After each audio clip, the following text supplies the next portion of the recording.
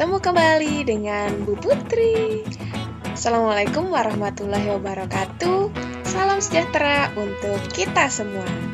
Apa kabar anak-anak hari ini? Semoga anak-anak masih dalam kondisi yang sehat dan semangat. Hari ini Bu Putri akan menemani anak-anak belajar bersama.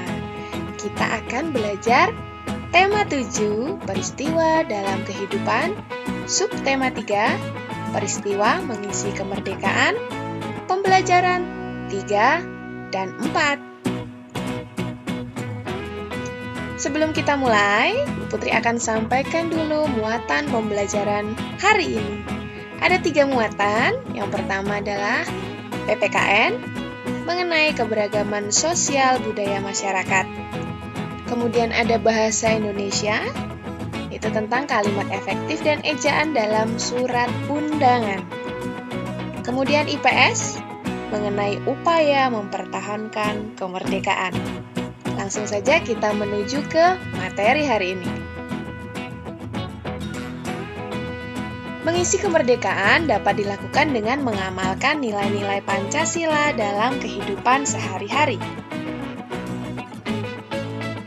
Mengamalkan nilai-nilai luhur yang terkandung dalam Pancasila merupakan cara positif dalam mengisi kemerdekaan. Nilai-nilai dalam Pancasila merupakan kristalisasi nilai-nilai luhur yang telah berkembang di masyarakat sejak zaman dulu. Oleh karena itulah, Pancasila menjadi pandangan hidup bangsa Indonesia dan menjadi pedoman dalam bersikap dan berperilaku bagi setiap warga negara Indonesia. Bagaimanakah sejarah lahirnya Pancasila? Anak-anak mau tahu? Mari kita pelajari bersama ya. Sejarah lahirnya Pancasila. Pancasila berasal dari bahasa Sanskerta, yaitu panca dan sila. Panca artinya 5 dan sila artinya dasar. Jadi, Pancasila berarti 5 dasar atau 5 asas. Istilah Pancasila telah dikenal sejak zaman Majapahit, yaitu terdapat pada kitab Nagara Kertagama karangan Empu Prapanca dan kitab Sutasoma karangan Empu Tantular. Dalam kitab Sutasoma, Pancasila berarti berbatu sendi yang 5 atau pelaksanaan kesusilaan yang 5. Sidang pertama BPUPKI yang dilaksanakan tanggal 19 Mei sampai 1 Juni 1945 membahas tentang rancangan dasar negara. Terdapat 3 tokoh yang mengajukan pendapatnya tentang dasar negara Indonesia. Siapakah mereka? Nah, ada 3 tokoh ya. Ada Mr. Muhammad Yamin, Profesor Dr. Mr. Supomo, dan juga Insinyur Soekarno. Mereka menyampaikan rumus dasar negara pada tanggal 29 Mei 1945. Muhammad Yamin menyampaikan ada 5 rumusan dasar negara. Yang pertama, peri kebangsaan, peri kemanusiaan, peri ketuhanan, peri kerakyatan, dan kesejahteraan rakyat. Kemudian, tanggal 31 Mei 1945, Profesor Dr. Mr. Supomo juga menyampaikan rumusan dasar negara. Ada 5. Yang pertama, persatuan. Yang kedua, keseimbangan lahir dan batin. Ketiga, kekeluargaan. 4, keadilan rakyat. 5, musyawarah. Kemudian pada tanggal 1 Juni 1945, Insinyur Soekarno juga menyampaikan rumusan dasar negara. Yang pertama, nasionalisme dan kebangsaan Indonesia. 2, internasionalisme dan peri kemanusiaan. 3, mufakat atau demokrasi. 4, kesejahteraan sosial. Dan 5, ketuhanan yang Maha Esa. Anak-anak tentu tahu mana rumusan dasar negara yang kemudian kita gunakan sampai saat ini. Iya, yaitu rumusan yang dibuat oleh Insinyur Soekarno. Nah, berikut gambar masing-masing dari tokoh perumus dasar negara ya. Ada Mr. Muhammad Yamin, ini Mr. Supomo, dan juga Insinyur Soekarno, Presiden pertama Republik Indonesia.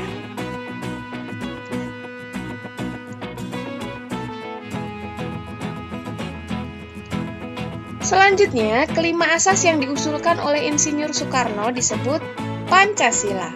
Peristiwa tersebut melatar belakangi penetapan hari lahir Pancasila yang kini kita peringati setiap tanggal 1 Juni. Ingat, tanggal 1 Juni adalah hari lahir Pancasila.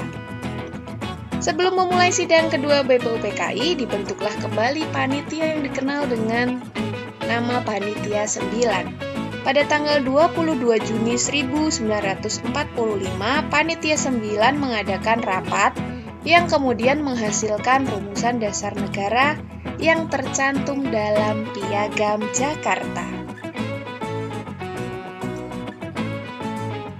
Setelah mendapat beberapa perubahan, Pancasila sebagai dasar negara akhirnya pada tanggal 18 Agustus 1945 dituliskan dalam pembukaan Undang-Undang Dasar 1945 yang berbunyi 1. Ketuhanan yang Maha Esa. 2. Kemanusiaan yang adil dan beradab. 3. Persatuan Indonesia. 4. Kerakyatan yang dipimpin oleh hikmat kebijaksanaan dalam permusyawaratan perwakilan. 5. Keadilan sosial bagi seluruh rakyat Indonesia. Tentu anak-anak sudah hafal dengan isi Pancasila ini kan? Iya.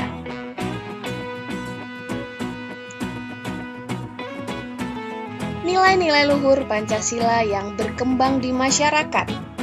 Pancasila memiliki beberapa fungsi dan kedudukan dalam masyarakat Indonesia, yaitu Pancasila sebagai dasar negara, Pancasila sebagai pandangan hidup dan ideologi bangsa, serta Pancasila sebagai kepribadian bangsa.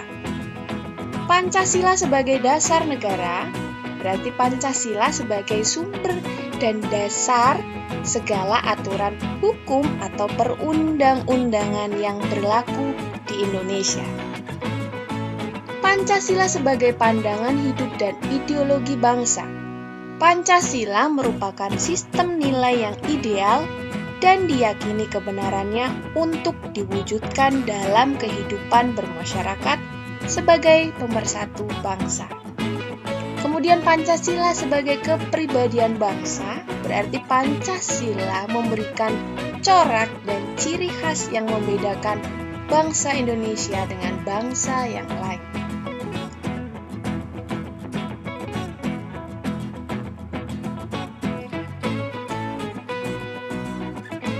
Dengan fungsi dan kedudukan Pancasila dalam masyarakat tersebut, nilai-nilai luhur Pancasila menjadi landasan hidup bermasyarakat di Indonesia.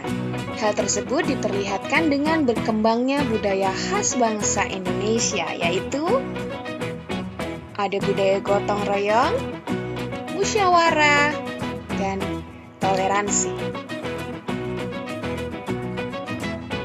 Selanjutnya, anak-anak kita akan belajar kembali menuliskan informasi penting dalam teks. Tadi sudah Bu Putri jelaskan beberapa informasi terkait dengan Pancasila. Nah, bagaimana sih cara menuliskan informasi penting dalam teks? Anak-anak masih ingat? Iya, yang pertama, kita bisa membuat daftar pertanyaan berdasarkan isi teks.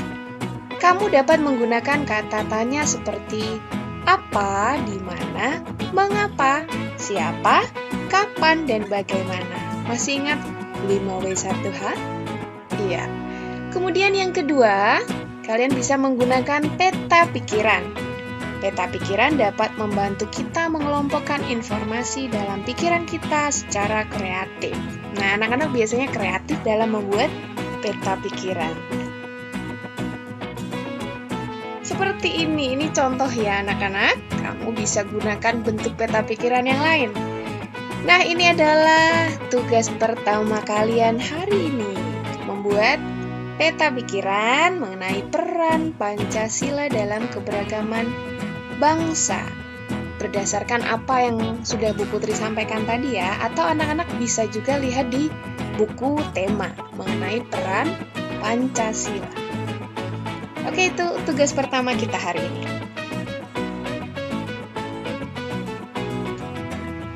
Anak-anak, ingat kata Bung Karno, bersatu karena kuat, kuat karena bersatu.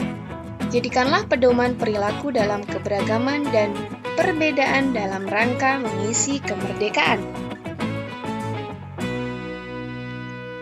Salah satu cara yang tepat untuk mengisi kemerdekaan bagi para generasi penerus adalah dengan melestarikan kebudayaan bangsa dengan cara mempelajarinya. Kebudayaan bangsa merupakan warisan luhur yang mengandung nilai-nilai luhur cerminan dari kehidupan manusia dan masyarakat. Seperti contoh dalam gambar ya. Ada seorang anak yang sedang berlatih gamelan. Siapa yang bisa bermain gamelan? Nih ya, ini adalah salah satu warisan budaya ya. Salah satu cara kita melestarikan budaya dengan belajar gamelan. Di belakangnya juga ada wayang. Wayang ini juga adalah warisan bangsa.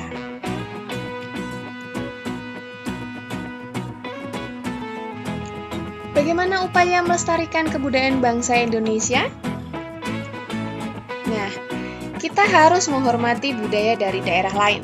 Hal tersebut bertujuan untuk menjaga kedaulatan negara dan ketentraman dalam hidup bermasyarakat. Sikap yang dapat kita lakukan untuk menghormati dan menghargai budaya daerah lain adalah sebagai berikut. Yang pertama, tidak membangga-banggakan budaya sendiri. Boleh bangga dengan budaya sendiri, tapi tidak boleh berlebihan alias sombong. Yang kedua, tidak menjelek-jelekan budaya daerah lain. Tidak boleh ya. Yang ketiga, mau menikmati pertunjukan budaya daerah lain. Yang keempat, mau mempelajari budaya daerah lain. Jadi budaya setiap daerah itu unik. Patut untuk kita pelajari dan nikmati.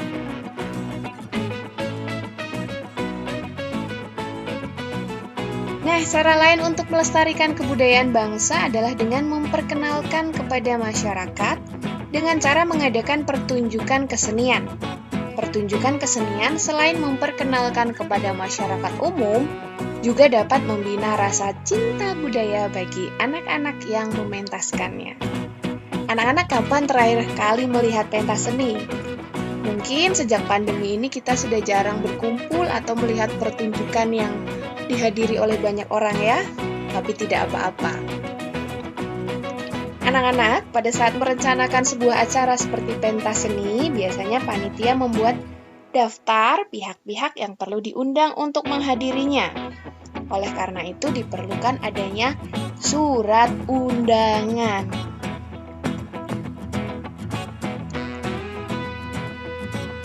Nah, ini dia unsur-unsur dalam surat undangan resmi. Pada pertemuan sebelumnya sudah disampaikan juga ya, ada kop surat yang berisi identitas instansi pengirim surat beserta alamat lengkapnya. Ada juga tanggal surat, ini menunjukkan keterangan waktu dan tempat dibuatnya surat. Kemudian nomor, lampiran, dan perihal surat. Berisi nomor dikeluarkan surat oleh instansi pengirim surat dan keterangan singkat mengenai maksud surat tersebut. Ada juga alamat tujuan, berisi identitas penerima surat. Salam pembuka, berisi sapaan pengirim surat sekaligus pembuka surat. Kemudian isi surat, berisi pesan yang ingin disampaikan pengirim surat. Salam penutup, ini adalah salam untuk mengakhiri surat. Kemudian nama pengirim, berisi identitas pengirim surat. Nah, ini contoh surat undangan resmi. Nah, perhatikan ya, ini disebut dengan kop surat. Jadi, surat resmi itu cirinya adalah dia punya kop surat. Berisi nama instansi dan juga alamatnya ya. Kemudian ada tanggal surat, ada di pojok kanan ini ya. Berisi tentu saja tanggal dan tempat dibuatnya surat. Ini kebetulan di Jakarta. Kemudian ada nomor, lampiran, dan perihal. Ini ya. Kemudian ada alamat tujuan yang terhormat. Untuk siapa surat ini ditujukan? Nah, ini kebetulan untuk siswa. Dengan hormat. Nah, ini salam pembuka yang umum digunakan pada surat resmi. Nah, ini adalah isi surat. Berisi dengan maksud dari surat ini dibuat. Kalau surat undangan tentu ada hari, tanggal, waktu, dan juga tempat. Kemudian tentu harapan dari pengirim surat agar yang diundang datang tepat waktu. Kemudian ucapan terima kasih. Kemudian diakhiri salam penutup, hormat kami. Nah, setelah itu ada identitas si pengirim surat, nama pengirim. Ini pengirimnya adalah ketua pelaksana pameran seni. Bisa juga pengirimnya adalah kepala dari instansi tersebut. Kalau dari sekolah biasanya adalah kepala sekolah. Seperti itu ya anak-anak, sudah paham? Mudah-mudahan sudah paham. Nah, tadi kita berbicara tentang pentas seni. Ada banyak orang yang hadir di pentas seni. Tentu ada banyak perbedaan di antara banyak orang itu. Bagaimana cara menyikapi perbedaan dan keberagaman di lingkungan sekolah? Keberagaman individu tersebut perlu disikapi dengan bijak agar tercipta kerukunan sesuai dengan semboyan Pancasila, yaitu Bhinneka Tunggal Ika. Apa artinya Bhinneka Tunggal Ika? Iya, berbeda-beda tetapi tetap satu jua. Berikut beberapa sikap yang dapat dilakukan untuk menjaga kerukunan dalam keberagaman di sekolah. Yang pertama, menerima perbedaan pendapat teman saat diskusi.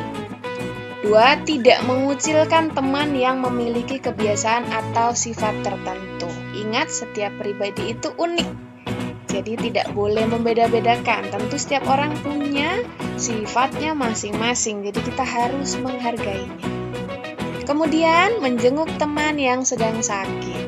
Orang yang sakit ketika dijenguk, dia akan merasa senang, sehingga menjadi lebih cepat sembuh. Tapi karena sedang ada pandemi seperti ini, maka kita mengurangi kontak fisik dengan orang ya. Ketika ada yang sakit, kita doakan semoga cepat sembuh.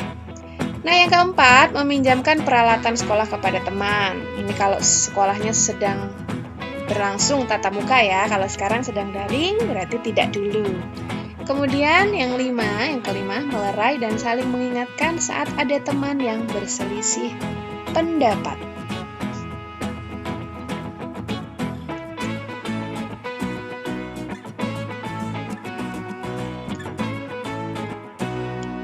Anak-anak, kita sudah sampai di penghujung pembelajaran hari ini. Kita sudah berada di tugas terakhir, tugas 2. Perbedaan merupakan hal yang biasa yang berasal dari Tuhan Yang Maha Esa. Oleh karena itulah kita harus menerima keragaman suku bangsa dan budaya di masyarakat. Kalau tadi kita sudah belajar bagaimana menyikapi keragaman yang ada di sekolah, sekarang tugasnya adalah tuliskan 3 contoh perilaku yang dapat kamu lakukan untuk menerima keragaman suku bangsa dan budaya di masyarakat. Pikirkan baik-baik, silahkan boleh didiskusikan dengan orang tua ataupun kakak di rumah. Silahkan kerjakan tugasnya dengan baik ya anak-anak. Oke, Bu Putri rasa cukup sekian pembelajaran kita hari ini. Mohon maaf jika banyak kesalahan kata dari Bu Putri. Semoga pembelajaran kita hari ini bermanfaat. Jangan lupa tugasnya ada 2, kerjakan dengan baik, kumpulkan pada guru kelas kalian masing-masing. Anak-anak ingat, tetap jaga kesehatan, tetap sehat, tetap semangat. Sampai bertemu lagi pada pembelajaran selanjutnya. Sampai jumpa. Dadah.